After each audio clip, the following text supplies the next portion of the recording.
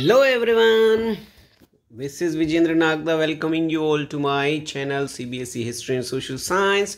Today we will discuss the part 2 of chapter 3 Empire Across the Three Continents of 11th History.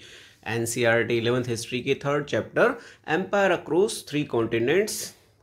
ठीक है, इस chapter के part 2 को इस वीडियो में डिस्कस करेंगे। अब तक हमने रोमन एम्पायर के डिफरेंट एरियाज़ और ससेनियन एम्पायर्स, फिर इसमें जो इसके डिफरेंट एरियाज़ थे उन सभी के बारे में डिस्कस किया है। आज की इस वीडियो में हम इसकी इकोनॉमिक एक्टिविटीज़ और इसके बाद लेटर रोमन एम्पायर और थर्ड सेंचुरी क्राइसिस जैसे सभी इंपॉर्टेंट टॉपिक्स पर डिस्कस करेंगे। तो स्टार्ट करते हैं आज के इस वीडियो को। Economic activities of the ancient Roman Empire is our today's first topics. The Roman Empire had substantial economic infrastructure of harbors and quarries, brickyards, olive factories, etc. ठीक है, इस रोमन एम्पायर में बहुत सारी आर्थिक गतिविधियों के लिए बहुत सारे रिसोर्सेज और इंफ्रास्ट्रक्चर अवेलेबल था। यहाँ पर बहुत सारे हार्बर्स थे या पोर्ट्स थे, यहाँ पर माइनिंग एक्टिविटीज़ थी, ब्रिक यार्ड्स बहुत सारे थे, ऑलिव ऑयल के लिए फैक्ट्रीज थी, तो बहुत सारे उद्योग और एक्टिविटीज़ यहाँ पर थी। Goods for trade consisted mainly wheat, wine and olive oil. जो एक्सपोर्ट यहाँ से मेनली किया जाता था ट्रेड के अंतर्गत वो गेहूँ, शराब और ऑलिव ऑयल था। And they came from Spain, the Gallic provinces, North Africa, Egypt and Italy. और जनरली ये चीज़ें जो है स्पेन से आती थी, जहाँ के गैलिक प्रोविंस में होती थी, नॉर्थ अफ्रीका, इजिप्ट और इटली से। These areas had conditions best suited for these crops. और इन एरियाज में नॉर्थ अफ्रीका, इजिप्ट, इटली और जो स्पेन का गैलिक प्रोविंस है, यहाँ पर इन चीज़ों के प्रोडक्शन के लिए सबसे बेस्ट कंडीशंस अवेलेबल थी। तो ये चीज़ें यहाँ के मेन ट्रेड में थी, wheat, wine and olive oil. Roman empire का मेन ट्रेड अगर किसी चीज़ का था तो wheat, wine and olive oil, ये आपको याद रखना, जैतून का तेल। Spanish olive oil was a vast commercial enterprise that reach its peak in the year 140 to 160 AD। Spain का जो जैतून का तेल है वो यहाँ की सबसे मेन कमोडिटी थी, जो 140 से 160 AD ईयर जो था वहाँ पर सबसे ज़्यादा ट्रेड में शामिल थी। The Roman empire included regions that had a reputation for exceptional fertility eg Campania. Roman empire में बहुत सारे क्षेत्र ऐसे थे जहाँ पर बहुत ही अधिक ज़मीन उपजाऊ थी, जिसमें एग्जाम्पल के रूप में यहाँ कंपेनिया का नाम लिखा है। कंपेनिया बहुत ही फर्टाइल एरिया था जहाँ बहुत ज़्यादा एग्रीकल्चरल प्रोडक्शन होता था। Economic activities of the ancient Roman empire में आगे है इटली, सिसिली, फेयुमीन, इजिप्ट, गैली, बाइजेशियम या जिसको ट्यूनीशिया कहा जाता है, southern Gaul, Baetica, southern Spain जिसको कहा जाता है। These are had best condition crops. ठीक है, ये वो सारे एरिया थे, इटली, सिसिली और इजिप्ट जो था, गैलीली, बाइजेशियम या ट्यूनीशिया जिसको कहते हैं अफ्रीका का, ये सारे बहुत सारे ऐसे एरियाज थे जहाँ पर क्रॉप्स के लिए बेस्ट कंडीशन अवेलेबल थी। The large expense of Roman territory were in a much less advanced state. ठीक है, और बहुत सारा जो रोमन टेरिटरी था वहाँ पर एग्रीकल्चर में ये सब एडवांस कंडीशन में थे। Transhumance was widespread in the countryside of Numidia, modern Algeria. Algeria जिसको पहले न्यूमीडिया कहा जाता था, उस एरिया में ट्रांसहुमेंस जो था, ऋतु प्रवास जो है बहुत अधिक प्रैक्टिस किया जाता था। और ऋतु प्रवास का मतलब होता है ऋतुओं के अनुसार लोगों का अपना रहने का स्थान बदलते रहना, यानी गर्मियों में लोग अलग स्थानों पर रहते थे, सर्दियों में अपना रहने का स्थान जो है फिर बदल लेते थे। तो इस तरह की प्रैक्टिस वहाँ पर होती थी, जिसे ट्रांसह्यूमेंस या ऋतु प्रवास कहा जाता था अल्जीरिया में। As Roman estates expanded in North Africa, the pastures of those communities were drastically reduced and their movements more tightly regulated. जैसे जैसे Roman empire in North Africa में एक्सपांड होती गई, ये जो ट्रांसह्यूमेंस के जो लोग यहाँ प्रैक्टिस करते थे वो बहुत कम होने लगा और जो है उनका मूवमेंट्स भी बहुत ही स्ट्रिक्टली जो है रेगुलेटेड इस रोमन एम्पायर में होने लगा। यानी ट्रांसह्यूमेंस की प्रैक्टिस जो धीरे धीरे जो है जैसे रोमन एम्पायर इस एरिया में एक्सपेंड हुआ कम होने लग गई थी।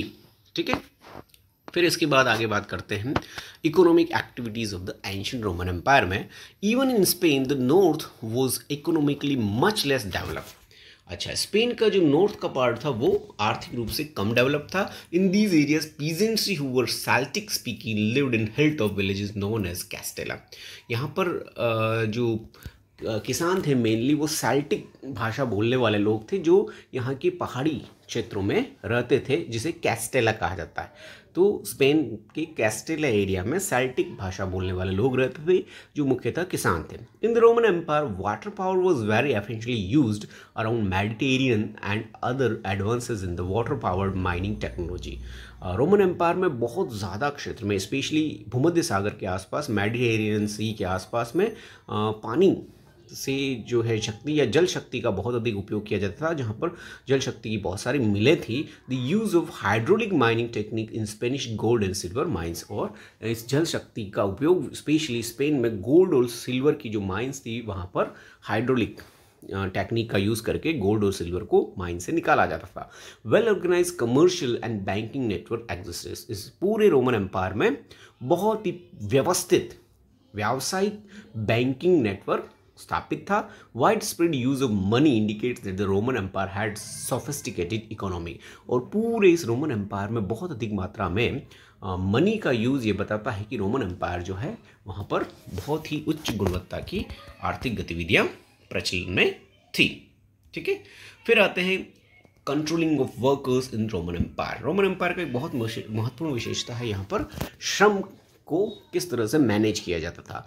तो slavery was an institution deeply rooted in ancient Roman world. ये बहुत इंपॉर्टेंट स्टेटमेंट है कि जो दास प्रथा थी इस रोमन वर्ल्ड की, एंशियंट रोमन सभ्यता की सबसे महत्वपूर्ण व्यवस्था थी जो बहुत गहराई तक इस सभ्यता में जड़ जमा चुकी थी। दो slavery was institutionalise and was greatly used as labour, but it was not always slaves that perform labour in the Roman economy. यद्यपि स्लेवरी बहुत ज़्यादा व्यवस्थित रूप में थी, लेकिन हमेशा स्लेव्स या दासों का ही यूज़ जो है श्रम के कार्य करने में नहीं किया जाता था। बहुत सी बार दूसरे लोग भी श्रम का कार्य करते थे, तो दासों के अलावा भी अन्य लोग श्रम का कार्य करते थे। As peace was established in the 1st century, the supply of slaves declines and users of slave labor had to turn to slave breeding or cheaper substitutes such as wage labor, which were easily dispensable. जैसे ही 1st century में Roman empire में शांति का समय आया, तो ऐसे में दासों का सप्लाई जो है वो कम हो गया था, और इसकी वजह से क्या है कि स्लेव ब्रीडिंग, स्लेवों या दासों की जो ब्रीडिंग का सिस्टम यहाँ पर शुरू हुआ। दासों के पुत्र उत्पन्न कराने की जो है परंपरा यहाँ स्टार्ट हुई, और इससे भी सस्ता सब्स्टिट्यूट जो इन लोगों ने ढूंढा वो था वेज लेबर, यानी किराया देकर लोगों से श्रम का कार्य कराया जाए, उनके मेहनता ना देकर, पारिश्रमिक देकर जो है किराए पर मजदूर मंगाने की प्रथा जो है यहाँ पर शुरू हुई थी। Most of the time free labour was used. ज़्यादातर जो है फ्री लेबर का यूज़ किया जाता था। A slave had to be provided with food and maintained throughout the year which proved expensive. अब ये जो फ्री लेबर है यहाँ क्यों प्रारंभ हुआ, क्योंकि दासों को रखना थोड़ा महंगा होता था, जबकि जो वेज लेबर होता था वो थोड़ा सस्ता पड़ता था।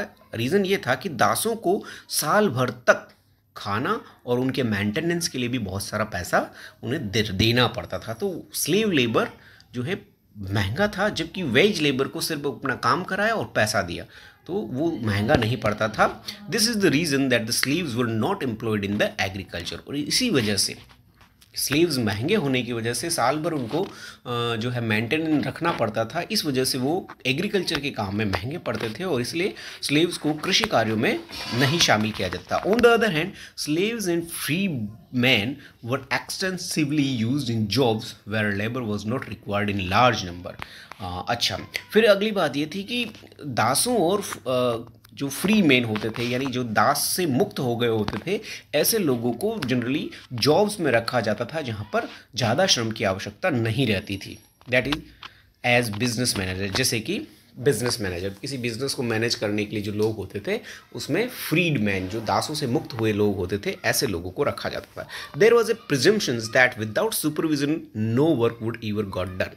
रोम में ये परंपरा थी, ये प्रथा थी, ऐसा माना जाता था कि बिना निरीक्षण कार्य के जो है कोई भी कार्य पूर्ण नहीं हो सकता। सो सुपरविजन वॉज मोस्ट इम्पोर्टेंट जो है उसको माना जाता फॉर बोथ फ्रीड स्लेव्स और स्लेव्स। इसलिए जो मुक्त दास होते थे वो और जो दास होते थे उन दोनों का ही सुपरविजन यहाँ पर बहुत महत्वपूर्ण माना जाता था। For a better supervision the slaves were grouped into gang of 10। और ज़्यादा व्यवस्थित सुपरविजन या निरीक्षण करने के लिए दासों को 10-10 के छोटे छोटे समूह में या गैंग्स में डिवाइड किया जाता था, so that it could be easy to see who is putting in effort and who is not, ताकि इससे ये पता लग सके कि कौन सा स्लेव्स जो है अच्छे से काम कर रहा है और कौन सा नहीं। तो उनको 10-10 के ग्रुप में डिवाइड किया जाता था। This method was criticised by Pliny the Elder.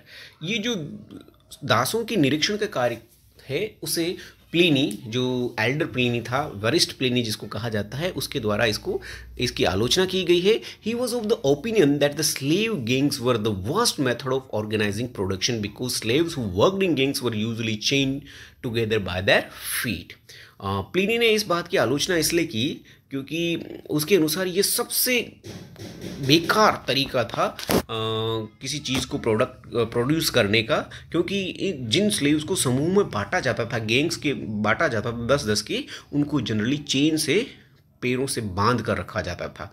तो पैरों से बांध कर रखे जाने की वजह से प्लिनी ने इस सुपरविजन ऑफ स्लेव्स प्रथा का जो है एक तरह से आलोचना की है। Although all this look harsh, yet similar principles of labor control are being enforced in most of the factories in the world today. ऐसी चीज़ें जो है बहुत कठिन या कठोर दिखती है, लेकिन यही प्रिंसिपल जो है सुपरविज़न का प्रिंसिपल है आजकल की जितनी भी मॉडर्न फैक्ट्रीज है उसमें भी देखा जाता है, जहाँ पर हार्श सुपरविज़न किया जाता है। जो लोग काम करते हैं उनको रेगुलर मॉनिटर किया जाता है और जो नहीं करते हैं उनको नौकरी से निकाल दिया जाता है। तो ये मेथड आज भी यूज़ होता है। डेब्ट contracts were a type of agreement between the private employees and their workers. ठीक है, किराया के या उधार के कॉन्ट्रैक्ट्स भी, समझौते भी यहाँ पर होते थे, जो एक तरह का समझौता होता था बिटवीन द प्राइवेट एम्प्लॉय, जो प्राइवेट एम्प्लॉय होता था उसके और वर्कर के बीच में होता था। इन दीज डेब्ट contracts it was claimed that the employ वर इन डेब्ट to their employer and as a result were under टाइटर control.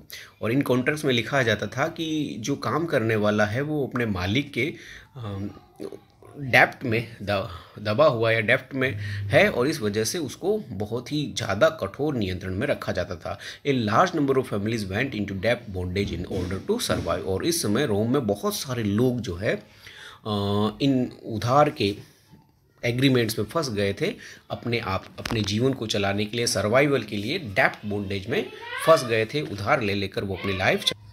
Next हम देखते हैं प्रिंसिपेट के बारे में। आगे जो है मेन टॉपिक आता है प्रिंसिपेट। प्रिंसिपेट का मतलब होता है emperor. The regime established by Augustus the first emperor in 27 BC was called the principate. वो जो क्षेत्र जहाँ पर ऑगस्टस ने, जो कि इस साम्राज्य का रोमन एम्पायर का पहला शासक था, उसके द्वारा स्थापित की गई, उसे प्रिंसिपेट कहा जाता है। लीडिंग सिटीजन्स, प्रिंसिपिन लैटिन वर्ड है प्रिंसिपिन, उसमें जो है इस प्रिंसिपेट वर्ड का मीनिंग होता है लीडिंग सिटीजन, प्रमुख व्यक्ति। नॉट द एब्सोल्यूट रूलर, ठीक है, पूर्ण शासक नहीं बल्कि सबसे प्रमुख व्यक्ति जो है उसी को प्रिंसिपेट कहा जाता है। This was done out of respect for the senate. और ये ऐसा इसलिए कहा जाता था क्योंकि सीनेट को जो है रेस्पेक्ट दिया जाता था, तो यानी सीनेट को महत्व देने की वजह से प्रिंसिपेट को जो है एक पूर्ण शासक न मानकर सबसे प्रमुख व्यक्ति माना जाता था। External warfare was also much less common in the first 2 centuries. बाहरी युद्ध जो है फर्स्ट 2 सेंचुरी में बहुत कम हो चुके थे। Empire inherited by Tiberius from August was already so vast that further expansion was felt to be unnecessary. Tiberius को जो एम्पायर ऑगस्टस से उत्तराधिकार में प्राप्त हुआ था वो पहले ही इतना बड़ा था कि और ज़्यादा उसको एक्सपेंड करने की अब आवश्यकता नहीं थी। In fact the Augustan age is remembered for piece. और इसी वजह से ऑगस्टस के पीरियड को जो है वो शांति के युग के रूप में याद रखा जाता था। पैक्स रोमानिया लैटिन वर्ड है, रोमन पीस इसको कहा जाता है, was the long period of relative peace. इस पैक्स रोमन्ना जो वर्ड है उसका मतलब होता है रोमन पीस का पीरियड। ये वो पीरियड था, लंबा पीरियड था जहाँ पर शांति और minimal expansion by military force experienced by the Roman empire, जहाँ पर बहुत कम एक्सपेंशन।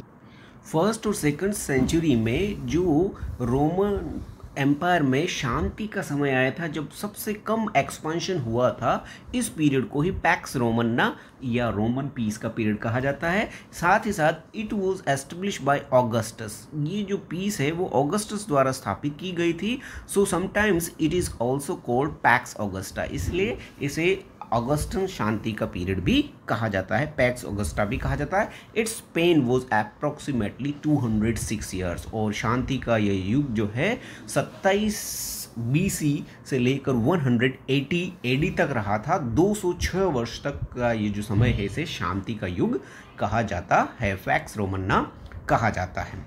ठीक है, फिर इसके बाद आगे बात करते हैं, ये है ऑगस्टस सीजर का स्टेचू, और उसके बाद ये दूसरा जो है उनके पुत्र टिबेरियस का है, जो 14 AD से लेकर 37 तक जो रोमन एम्पायर का एम्परर या प्रिंसिपेट रहा था। और Tiberius was the adopted son of Augustus, Augustus का एडॉप्टेड सन था।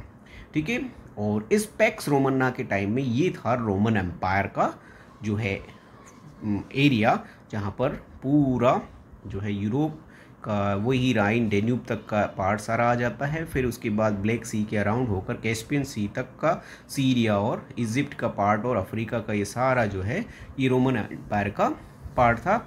ये ऑगस्टस का एम्पायर था, AD 14 में जब उसकी डेथ हुई थी तब के बाद का। उसके बाद जो है 98 से लेकर 170 तक ट्राजन द्वारा जो एरिया एक्सपांड किया गया था, वो यहाँ पर ये लाइट ऑरेंज कलर में दिखाया गया है। ये एरिया जो है वो ट्राजन द्वारा एक्सपांड किया गया था अराउंड AD 98 to 117। ट्राजन भी यहाँ का एक रूलर था, एम्परर था। अब हम देखते हैं इस रोमन एम्पायर में फैमिली का सिस्टम क्या था। तो फैमिली में बहुत ही ईजी डिवोर्स सिस्टम था, तलाक की प्रथा थी, मैरिजेबल एज में ही शादियां होती थी। जनरली मेल्स का विवाह जो है 30s में होता था, मतलब 20 से लेकर 30 वर्ष की उम्र तक जनरली पुरुषों के विवाह होते थे, और लड़कियों का विवाह जो है 13 से 20 की एज में, यानी टीन्स जिसको कहा जाता है, उसमें लड़कियों का विवाह होता था। सोसाइटी मेल डोमिनेटेड थी पूरी तरह से। एक बिशप थे सेंट ऑगस्टाइन 354 से 430 में, उन्होंने लिखा है कि ये मेल डोमिनेशन किस तरह से था। तो उन्होंने लिखा है कि his mother was regularly beaten by his father. ठीक है, तो उनकी माँ को उनके पिता जो है लगातार पीटते रहते थे, यानी रेगुलरली जो है पुरुषों द्वारा महिलाओं को मारा पीटा जाता था। इस तरह की परंपरा रोमन एम्पायर में देखी जा सकती है। अनवांटेड चिल्ड्रन से रिलेटेड भी एक बहुत महत्वपूर्ण चीज़ देखने को मिलती है कि अनवांटेड चिल्ड्रन को जो है बहुत ही निर्दयता से एक तरह से मारने की परंपरा देखी जा सकती है यहाँ पर, कि उन्हें ठंड में खुले में छोड़ दिया जाता था मरने के लिए, कि मतलब उन्हें बाहर के एरिया में छोड़ दिया जाता था, ठंडी ऋतु में उन्हें बाहर छोड़ दिया जाता था, जहाँ पर वो ठंड की वजह से मर जाते थे। तो अनवांटेड चिल्ड्रन के लिए इस तरह का सिस्टम वहाँ देखने को मिलता है, एविडेंस मिलते हैं जिसमें इस तरह की परंपरा थी। फिर ये ट्राजन के एक्सपांशन के बाद जो है रोमन एम्पायर जो है इतने बड़े क्षेत्र में फैल चुका था। जो हमने पहले अभी जो मैप देखा था, ऑगस्टस के बाद ट्राजन ने जो एरिया एक्सपांड किया था, उसमें ये इतना बड़ा एम्पायर जो है 170 तक हो चुका था। इस रोमन एम्पायर में जो मेन ट्रेड होता था, स्पेशली लिक्विड का ट्रेड जो जिन बर्तनों में रखकर किया जाता था, उन्हें एम्फोरा कहा जाता है। ये एम्फोरा डिफरेंट टाइप के एम्फोरा बर्तन हैं जिनमें लिक्विड्स का ट्रेड होता था। ठीक है, ये स्पेशली वाइन और ऑलिव ऑयल में इनका यूज़ किया जाता था, जिन्हें एम्फोरा कहा जाता है। रोमन एम्पायर की इकोनॉमी में आगे और बात है तो यहाँ पर जो है मिलिंग और माइनिंग में वाटर पावर का यूज़ होता था। यहाँ कमर्शियल और बैंकिंग का नेटवर्क था। मनी का बहुत ज़्यादा वास्ट एरिया भी यूज़ होता था। रोमन इकोनॉमी बहुत स्ट्रॉन्ग थी। ट्रांसह्यूमेंस जो है यहाँ पर प्रचलन में था। ट्रांसह्यूमेंस का मतलब अपने जानवरों के साथ लोग ऋतु प्रवास करते थे। स्पेशली जो अफ्रीका के नॉर्दर्न एरिया में जो शिप हर्डर्स होते थे, वो इस तरह का ट्रांसह्यूमेंस की परंपरा वहाँ देखने को मिलती है। Many employ cast their agreement with workers in the form of डेप्ट contracts in order to control them. ठीक है, बहुत सारे जो एम्प्लॉयर्स होते थे वो अपने स्लेव्स या वर्कर के साथ डेब्ट कॉन्ट्रैक्ट करते थे। उन्हें जो पैसा देते थे उसके बाद उन्हें कॉन्ट्रैक्ट किया जाता था, उन्हें श्रम के रूप में अपना उधार चुकाना पड़ता था। So many slaves surrender themselves to work although they are free. तो बहुत सारे स्लेव जो फ्री हो जाते थे, लेकिन उस उधार की वजह से वो अपने आप को एम्प्लॉयर्स को सरेंडर कर देते थे और फिर उन्हें काम करना पड़ता था। A lot of poor families went in डेप्ट bondage in order to survive. बहुत सारे गरीब लोग जो है इस तरह के डेप्ट बॉन्डेज में फंस चुके थे अपने सर्वाइवल के लिए, क्योंकि उनके पास जो है अर्निंग के सोर्स नहीं होते थे। Rural इनडेप्टनेस was even more crucial. और ग्रामीण क्षेत्रों में ये जो इनडेप्टनेस थी वो बहुत ज़्यादा थी। इन 66 BC Jewish revolutionaries destroyed money landers bonds for popular support. ठीक है, 66 BC में जो जूइश रिवोल्यूशनरी थे, क्रांतिकारी थे, उन्होंने इस तरह के इन जो डेप्ट बॉन्ड्स थे उन सबको जला दिया, डिस्ट्रॉय कर दिया था अपने समर्थकों की संख्या बढ़ाने के लिए। But we should not conclude that all the works done by slaves. लेकिन इन सारी बातों से हमें यह नहीं समझना चाहिए कि इस रोमन एम्पायर में सारा का सारा कार्य जो है वो दास ही करते थे, स्लेव्स ही करते थे। बहुत सारे लेबर, फ्री लेबर भी होते थे, वेजेस लेबर भी होते थे, वो भी काम करते थे। In late 5th century Anastasius emperor build city Dara with labour offering high wages. ये जो एनेस्टेटिस था उसने एक बड़ा सिटी, नया सिटी बसाया था जो कि लेबर्स को बहुत ज़्यादा हाई वेजेस ऑफर करके बसाया गया था। और वेज लेबर जो है इस रोमन एम्पायर में धीरे धीरे स्लेव लेबर की जगह वेज लेबर जो है बहुत ज़्यादा वाइड स्प्रेड हो गया था।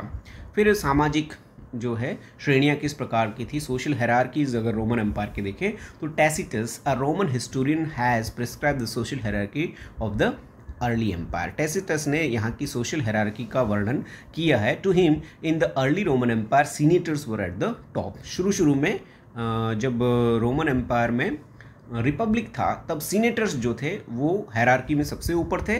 Next were the leading members of equestrian classes. फिर उसके बाद इक्वेस्ट्रियन क्लासेस के मेंबर्स आते थे। रेस्पेक्ट, अब इक्वेस्ट्रियन क्लास कौन सी थी, तो those respectable section of the people who were attached to the great houses was next in the social order. जो कि सीनेट से जुड़े हुए रिच लोग होते थे उन्हें इक्वेस्ट्रियन क्लास कहा जाता था। Then was the untidy lower classes. उसके बाद लोअर क्लास, निम्न वर्ग और दास लोग आते थे जो सबसे नीचे की श्रेणी में माने जाते थे।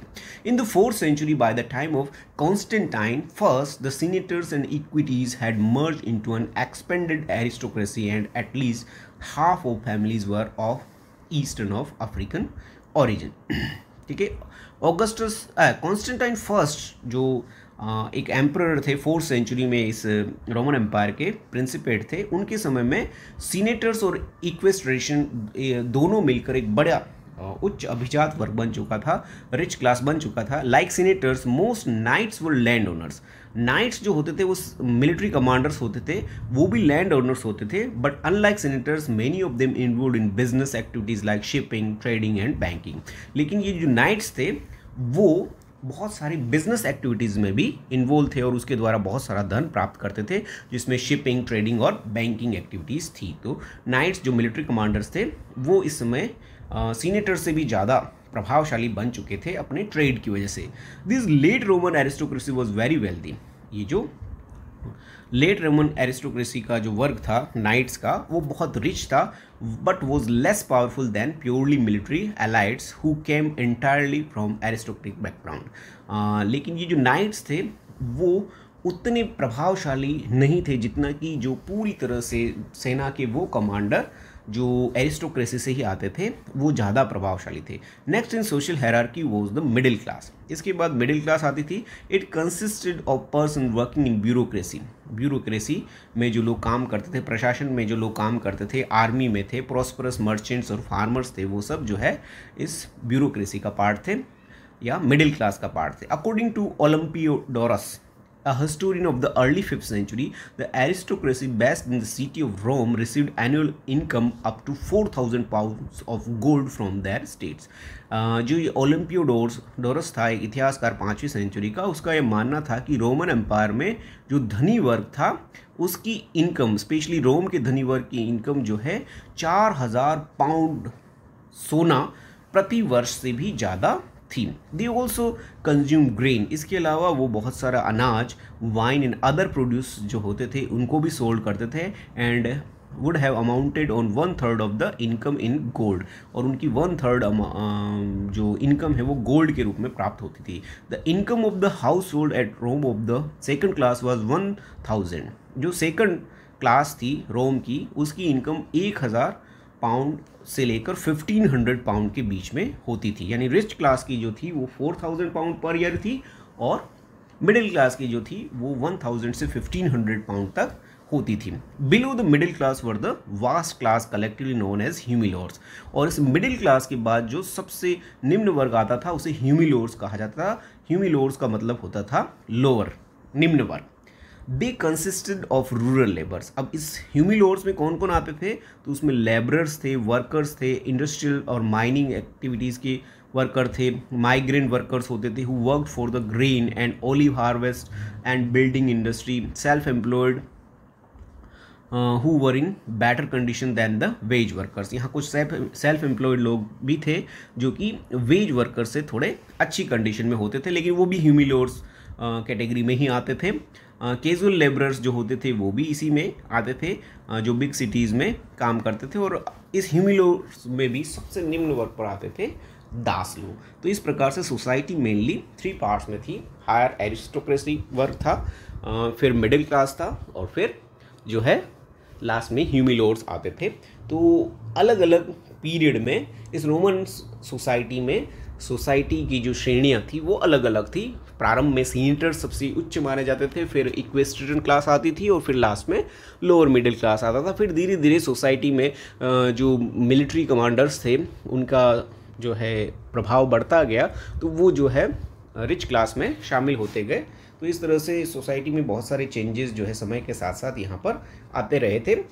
स्टार्टिंग में अब यहाँ देखो सोशल डिवीज़न, सामाजिक विभाजन देखें तो सीनेटर्स जो थे सबसे पावरफुल थे, ये लैंड ओनर्स थे। There were 1000 senators during the beginning of 3rd century. 3rd century में रोमन एम्पायर में 1000 के आसपास सीनेटर्स होते थे, और ज़्यादातर ये सीनेटर्स रोम या इटली से आते थे।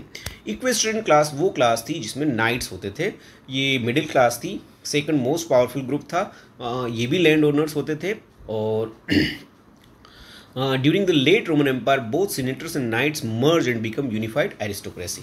और जो है लेट रोमन एम्पायर में ये जो सीनेटर्स और नाइट्स दोनों मर्ज होकर जो है रिच एरिस्टोक्रेटिक क्लास में माने गए, और ये बहुत ज़्यादा वेल्दी होते थे, but in many ways less powerful than the military elites. लेकिन पावर के मामले में बात करें तो ये जो धनी वर्ग था, एरिस्टोक्रेटिक वर्ग था, वो मिलिट्री एलीट से, मिलिट्री के धनी जो अधिकारी होते थे उनसे कम पावर में होता था।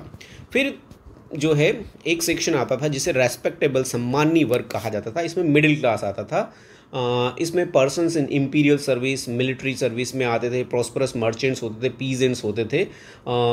ये जो लोग हैं वो सारे सब रेस्पेक्टेबल सेक्शन में आते थे। They were part of great senatorial house, ठीक है, वे इस सीनेटर्स के भी पार्ट होते थे। Government service and dependence on the state that sustain these families, ये सभी लोग जो है सरकारी सेवा और राज्य पर निर्भर होने मतलब निर्भर होते थे। थर्ड जो कैटेगरी थी वो लोअर क्लास की आती है, जिसमें जिन्हें ह्यूमिलोर्स कहा जाता था, पहले हम पढ़ चुके थे। इसमें रूरल लेबर फोर्स आता था, ज़्यादातर जो है परमानेंट एम्प्लॉय भी होते थे, इंडस्ट्री के एम्प्लॉयर्स होते थे, माइग्रेंट वर्कर्स होते थे, जो खेतों में काम करने वाले, ओलिव हार्वेस्ट में काम करने वाले, बिल्डिंग इंडस्ट्री के लेबर्स होते थे, वो भी इसी का पार्ट होते थे। इसमें सेल्फ एम्प्लॉयड और आर्टिजन्स भी आते थे, और इस वर्ग का सबसे लोएस्ट वर्ग था वो था दास या स्लेव्स, ठीक है। तो there are mainly 3 categories, aristocracy, respectable section और ह्यूमिलोर्स, ठीक है। तो अलग अलग समय में ये कैटेगरीज थी। अब यहाँ का मॉनिटरी सिस्टम क्या था, धन व्यवस्था, अर्थव्यवस्था में जो है मॉनिटरी सिस्टम एग्जिस्टेड, ठीक है। यहाँ पर मॉनेटरी सिस्टम एग्जिस्ट करता था, सिक्कों की व्यवस्था थी, या जो करेंसी सिस्टम था वो एग्जिस्ट करता था, लेकिन ये धीरे धीरे जो है डिक्लाइन करता गया। Silver from Spanish mines existed, और इसका रीज़न ये था कि स्पेन की जो चांदी की खदानें थी, माइंस थी, वहाँ पर चांदी का उत्पादन बहुत कम हो गया था, तो यहाँ पर सिल्वर कॉइन्स या करेंसी जो है धीरे धीरे इस रोमन एम्पायर में डिक्लाइन हो गई थी। ठीक है, तो करेंसी सिस्टम के या मॉनिटरी सिस्टम के डिक्लाइन होने का कारण था लैक ऑफ सिल्वर, चांदी की कमी। Constantine introduced gold coins. Constantine नाम का जो रूलर था, एम्परर था, उसने इस एम्पायर में गोल्ड कॉइन को इंट्रोड्यूस किया था। The monetary system of the late empire broke with the silver based currencies. लेकिन लेट एम्पायर में ये जो है सिल्वर बेस्ड करेंसी में हो गया था first 3 centuries because the Spanish silver mines were exhausted. क्योंकि बाद में जो है स्पेन की जो सिल्वर माइंस थी वहाँ पर चांदी की कमी हो गई थी, and government ran out of sufficient stocks of the metal to support a stable coinage in silver. और गवर्नमेंट भी जो है सिल्वर की अवेलेबिलिटी ज़्यादा नहीं मेंटेन कर पाई, इसलिए सिल्वर बेस्ड करेंसी जो है यहाँ पर लेट रोमन एम्पायर में बंद हो गई थी। Constantine founded the new monetary system on gold. Constantine ने जो है 4th सेंचुरी में एक नया मॉनिटरी सिस्टम यहाँ पर स्टार्ट किया था जो कि सोने पर बेस्ड था, and there were vast amount of these in circulation throughout late antiquity. और लेट रोमन एम्पायर में ये जो गोल्ड कोइंस थे बहुत अधिक मात्रा में प्रचलन में आ गए थे। कॉन्स्टेंटाइन ने क्या क्या इनोवेशंस किए थे, तो his chief innovation were in the monetary sphere. उसने सबसे अधिक जो महत्वपूर्ण परिवर्तन किए थे वो मॉनिटरी सिस्टम में, करेंसी सिस्टम में किया। Where he introduced a new denomination. उसने एक नया गोल्ड कॉइन इंट्रोड्यूस किया था जिसे कहा जाता है द सोलिडस। तो ये जो सोलिडस है वो कॉन्स्टेंटाइन द्वारा इंट्रोड्यूस किया गया गोल्ड कॉइन था, जो कि 4.5 ग्राम का प्योर गोल्ड का बना हुआ सिक्का होता था। तो ये कॉन्स्टेंटाइन द्वारा इंट्रोड्यूस किया गया कॉइन था जिसे सोलिडस कहते थे, 4.5 ग्राम का।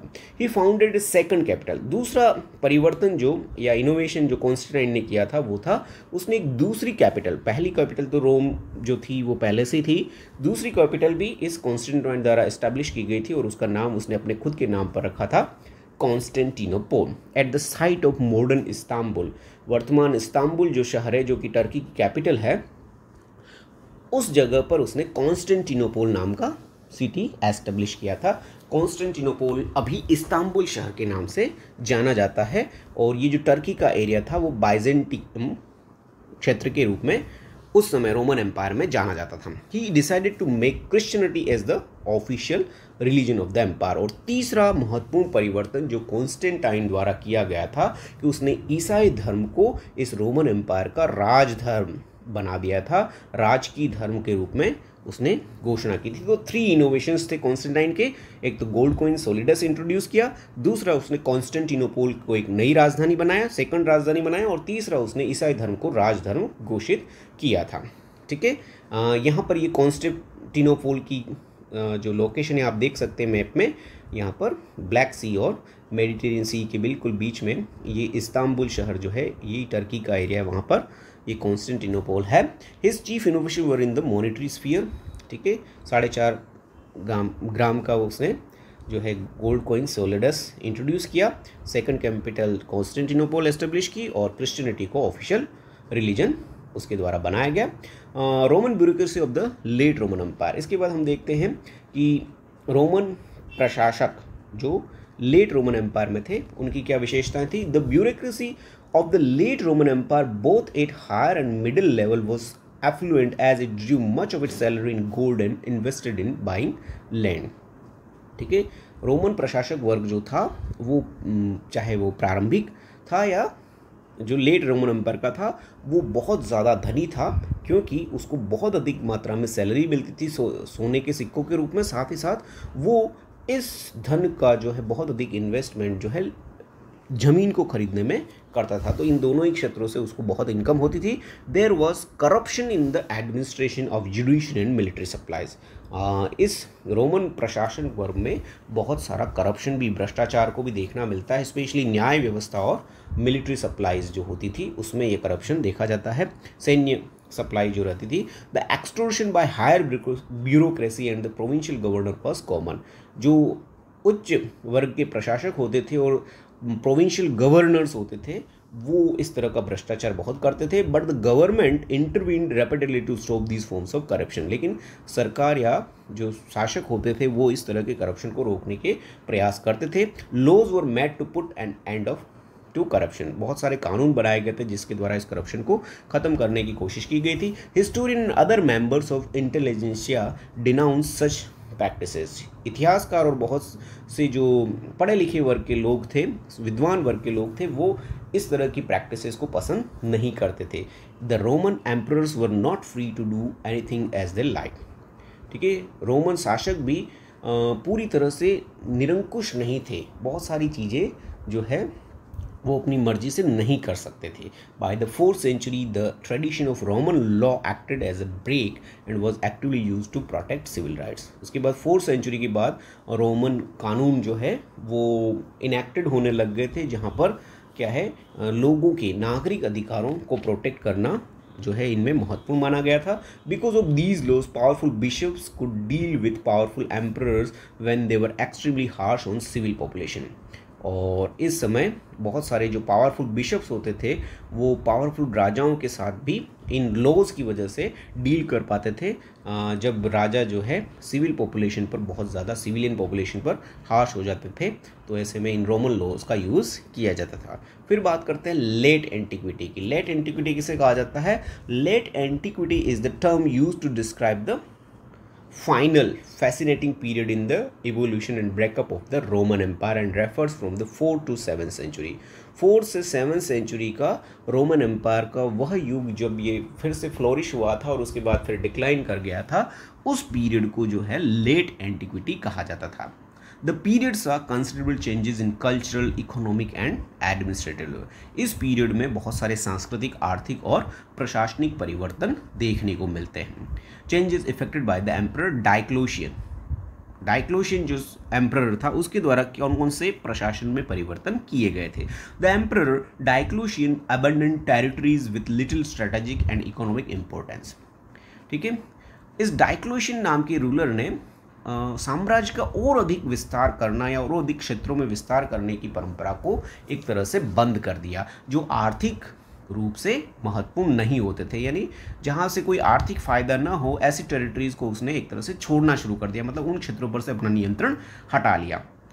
ही फोर्टिफाइड फ्रंटियर्स, उसने साम्राज्य की जो सीमाएं थी उनको फोर्टिफाइड किया, किलेबंद किया। रिकॉग्नाइज प्रोविंशियल बाउंड्रीज, साम्राज्य की राज्यों की विभिन्न सीमाओं को उसने निर्धारित किया। And separated civilian from the military function. और सबसे महत्वपूर्ण सुधार जो है इस डायक्लोशियन का था कि उसने सामान्य नागरिकों को मिलिट्री सेवाओं से जो है पृथक कर दिया, अलग कर दिया। He granted greater autonomy to the military commanders. उसने मिलिट्री कमांडर, सैन्य कमांडरों को ज़्यादा पावर दिए, ज़्यादा स्वतंत्रताएं दी। हु बिकेम पावरफुल, और इसकी वजह से वो ज़्यादा पावरफुल हो गए। Constantine consolidated some of these changes and added others to his own. Constantine ने इन सुधारों को और ज़्यादा व्यवस्थित किया, मजबूत किया, और कुछ और सुधार अपनी तरफ से उसके द्वारा किए गए थे। ठीक है, अब आर्थिक क्षेत्र में इस लेट एंटिक्विटी में क्या परिवर्तन आया? The late antiquity period witness considerable changes economic life. आर्थिक जीवन में बहुत सारे परिवर्तन आए। Monetary stability and an expanding population stimulated economic growth. जो मॉनेटरी स्टेबिलिटी थी, स्थायित्व था, वो और बढ़ती हुई जनसंख्या ने इस इकोनॉमिक ग्रोथ को एक तरह से रोक लिया था। Archaeological record shows investment in rural establishment including industrial installation like oil pressing and glass factories in newer technology such as screw presses and multiple water mills. इस समय बहुत सारी नए नए तकनीकी परिवर्तन जो है आर्कियोलॉजिकल रिकॉर्ड्स बताते हैं कि रूरल सेटलमेंट्स में बहुत सारे इन्वेस्टमेंट किए गए थे। स्पेशली जो है ऑयल प्रेसिंग और ग्लास फैक्ट्रीज में नई टेक्निक का यूज़ इस समय हुआ था, जिसमें स्क्रू प्रेसिंग और मल्टीपल वाटर मिल्स जो है वो नई तकनीकें इस लेट एंटिक्विटी में देखने को मिलती है। The period also saw a revival of the long distance trade. इस समय एक और महत्वपूर्ण परिवर्तन देखा जाता है कि बहुत अधिक दूरी का जो ट्रेड होता था, व्यापार गतिविधियां, वो फिर से देखने को मिलती है। All this led to strong urban prosperity, और इसकी वजह से जो शहर है वो और ज़्यादा संपन्न हो गए थे। धार्मिक क्षेत्र में इस समय क्या परिवर्तन हुए? There was significant changes in the religious life. धार्मिक क्षेत्र में बहुत सारे परिवर्तन आए। Emperor Constantine declare Christianity as official. Late antiquity में ही कॉन्स्टेंटाइन ने ईसाई धर्म को राजकीय धर्म बना दिया था। Religion of the Roman empire 7th century was upset with the rise of Islam, और ये पूरे रोमन एम्पायर का राजकीय धर्म बन गया था 4th सेंचुरी से 7th सेंचुरी तक, जब इस्लाम का उदय हुआ। The traditional religious culture of the classical world both Greek and Roman had been polytheist. जो ट्रेडिशनल धार्मिक संस्कृति जो यहाँ रोमन एम्पायर की और ग्रीक की देखी जाती है वो पोलिथीज थी, यानी ये बहुदेववादी लोग थे। The other religion in the empire were Judaism and Islam. इसके अलावा इस रोमन एम्पायर के दूसरे रिलीजन जो थे वो जुडिज्म, यहूदी और इस्लाम धर्म थे। During the late antiquity period the general prosperity was specially marked in the east. Late antiquity में जो है ईस्ट जो था, ईस्टर्न रोमन एम्पायर था, वहाँ पर जो है प्रॉस्पेरिटी या समृद्धि ज़्यादा देखने को मिलती है। In the eastern Roman empire population was still expending till the 6th century, और ईस्ट के पार्ट में ही 6th सेंचुरी तक जो है पॉपुलेशन और बढ़ती गई। Meanwhile the western Roman empire had fallen to the Germanic tribes. और लेकिन ईस्टर्न में प्रॉस्पेरिटी बढ़ती गई, ईस्ट एम्पायर जो है ज़्यादा समृद्ध होता गया, लेकिन वेस्ट का पार्ट जो है धीरे धीरे जर्मन से आने वाले ट्राइबल्स या जनजातियों द्वारा धीरे धीरे जो है वो उनके कंट्रोल में आता गया, यानी वेस्टर्न एम्पायर जो है इस समय डिक्लाइन होने लगा। रिलीजन में जो महत्वपूर्ण बातें हैं कि ये लोग पोलिथीज्म को मानते थे, बहुदेवीवाद थे। जुपिटर, जूनो, मिनर्वा और मार्स रोमन एम्पायर के प्रमुख देवता थे। They worship these gods in temples and shrines. इन सभी को वो मंदिरों, पूजा स्थानों में उनकी पूजा की जाती थी। यहूदी धर्म इस समय एग्जिस्टेंट में था। The Christianisation of the empire in the 4th and 5th century was a gradual and complex process. फिर धीरे धीरे इस पूरे एम्पायर में ईसाईकरण का काम 4th और 5th सेंचुरी में धीरे धीरे करके किया गया। Powerful bishops led the church, और शक्तिशाली बिशप जो होते थे वो चर्च को लीड करते थे, चर्च का नेतृत्व करते थे। फिर ये जो एम्पायर है उसका डिक्लाइन हो जाता है। तो in AD 4th century the empire was divided into 2 part, eastern and western empire. ठीक है, 4th सेंचुरी AD में ये जो पूरा रोमन एम्पायर है वो 2 पार्ट्स में डिवाइड हो जाता है, एक ईस्टर्न पूर्वी रोमन एम्पायर और दूसरा western Roman empire. Eastern Roman empire developed where population was still expending till the 6th century. Eastern Roman empire जो था वो ज़्यादा विकसित था क्योंकि इस एरिया में अभी भी पॉपुलेशन बढ़ रही थी, 6th सेंचुरी तक ये बढ़ती गई थी, despite the impact of plague which effect the Mediterranean in the 540s। यहाँ पर पॉपुलेशन प्लेग के होते हुए भी बढ़ रही थी, जिसने मेडिटेरियन सी को 540s के पीरियड में स्ट्राइक किया था, यानी प्लेग की बीमारी वहाँ फैली थी। But western Roman empire was attacked by Germanic tribes, Goths, Vandals and Lombards. ठीक है, लेकिन पश्चिमी जो रोमन एम्पायर था उस पर धीरे धीरे जो जर्मेनिक ट्राइब्स, जर्मन की जनजातियाँ गोथ, वैंडल और लोम्बार्ड्स के द्वारा लगातार अटैक किए जाने लगे। They took major part of this western Roman empire, और जर्मनिक जनजातियों ने धीरे धीरे इस वेस्टर्न एम्पायर का बहुत सारा पार्ट जीत लिया। Attacks from north bye Germanic groups. अब जर्मनिक के जो जनजातियाँ थी उनके द्वारा कौन कौन से एरिया में कब कब अटैक किए गए, तो विसिगोथ्स जो थे उन्होंने स्पेन वाले पार्ट पर अटैक किया। फ्रैंक्स ने गोल वाला जो एरिया है वो जीत लिया, और यही गोल बाद में फ्रांस नाम के देश से अस्तित्व में आया। फिर लोम्बार्ड्स जो थे उन्होंने इटली वाले पार्ट पर अटैक किया। तो ये तीनों विसिगोथ, फ्रैंक्स और लोम्बार्ड्स ये जर्मेनिक ट्राइब थे। इन्होंने धीरे धीरे उन एरिया पर अटैक करके उसमें सारा अपना नियंत्रण हासिल कर लिया। The emergence of these new kingdoms mark the beginning of a new period in history that is medieval period. और इस तरह से इन जर्मनिक ट्राइब्स के द्वारा जो ये नए नए छोटे छोटे राज्य बनाए गए, इसके बनने से ही यूरोप का मध्यकाल जो है वो यहाँ से प्रारंभ हो जाता है। रोमन एम्पायर डिक्लाइन होती है और यूरोप का मध्यकाल ये 7th सेंचुरी के आसपास से प्रारंभ हो जाता है। इन जर्मनिक ट्राइब्स के आने के बाद ये ईस्टर्न रोमन एम्पायर जो है वो उसको पिक्चर में यहाँ पर दिखाया गया है कि ये पार्ट जो है वो ईस्टर्न रोमन एम्पायर का था, जहाँ अफ्रीका और ये सारा सब था। और वेस्ट में जो विसिगोथ जो है वो स्पेन जो है वो इनके नियंत्रण से निकल गया। फ्रांस का गोल वाला पार्ट भी निकल गया था, और इटली का नॉर्थ का जो पार्ट था वो भी लोम्बार्ड्स जो थे जर्मनिक ट्राइब्स उनके द्वारा जीत लिया गया था। ठीक है, अब ईस्ट एंड वेस्ट में क्या परिवर्तन है दोनों ही रोमन एम्पायर में। Under emperor Justinian empire was united in the east. Justinian नाम का जो एम्परर था उसके समय में ईस्ट का पूरा एम्पायर यूनाइटेड था। Later was started between Rome and Iran, ठीक है। और इसके बाद जो है ईरान और रोम के बीच युद्ध शुरू हो गए थे। ससीनियन अटैक्ड रोम, और ससीनियन एम्पायर ने रोम पर अटैक कर दिया 6th सेंचुरी के आसपास। Expansion of Islam was a great political revolution, और इस समय इस्लाम का विस्तार जो है एक बहुत बड़ा राजनीतिक परिवर्तन या राजनीतिक क्रांति थी। अरब्स कंकर्ड मैनी प्लेसेस, और 7th सेंचुरी के बाद अरबों ने बहुत सारे प्लेसेस इस रोमन एम्पायर के जीत लिए। 10 रोमन एम्पायर डिक्लाइन, और इस्लाम के अस्तित्व के इमर्जेंस में आने के या उत्थान के साथ ही साथ रोमन एम्पायर जो है वो डिक्लाइन कर जाती है, उसका पतन हो जाता है। तो रोमन एम्पायर के पतन का एक मुख्य कारण इस्लाम का उदय था, ठीक है। अब इसके डिक्लाइन कैसे होता है? The general prosperity was specially marked in the east. East का पार्ट जो था वो प्रॉस्पर था 6th सेंचुरी तक, और ये सारा हम सब डिस्कस कर चुके हैं। फिर the expansion of Islam from its beginning in Arabia has been called the greatest political revolution ever to occur in this history of the ancient world, ठीक है। प्राचीन इतिहास में सबसे बड़ा जो राजनीतिक परिवर्तन है वो इस्लाम के उदय को माना जाता है, जो कि 640 से स्टार्ट होता है, barely 10 years after prophet Muhammad. Prophet Muhammad की डेथ के 632 में उनकी डेथ हुई थी। उनके डेथ के 10 साल बाद से ही ये इस्लाम जो है वो जो अपना राजनीतिक एरिया बढ़ाना शुरू करता है, जिसमें ईस्टर्न रोमन एम्पायर और ससेनियन एम्पायर दोनों ही बड़ी एम्पायर के क्षेत्रों को वो जीतना प्रारंभ कर देते हैं, और ये अरब्स द्वारा धीरे धीरे ये दोनों ही एम्पायर जो है इस्लाम के कंट्रोल में आ जाते हैं। लास्ट में ये रोमन एम्पायर के अवशेष है, जिसमें रोमन ब्रिज जो है यहाँ पर हम देख सकते हैं, साथ ही साथ एक्वेडक्ट, और ये रोमन ब्रिज यहाँ पर आपको दिखाई दे रहा है, ये एक्वेडक्ट है। तो ये सारे सब जो है रोमन एम्पायर के अवशेष है, जिनसे हमें इस रोमन एम्पायर की जानकारी मिलती है। और इसी के साथ आज का ये वीडियो यहाँ समाप्त होता है। रोमन एम्पायर का जो एन एम्पायर अक्रॉस 3 कॉन्टिनेंट्स थे। आशा है आपको ये वीडियो पसंद आया होगा। Thank you for watching my video. Don't forget to like, comment, share and subscribe to my channel. Have a nice day to all.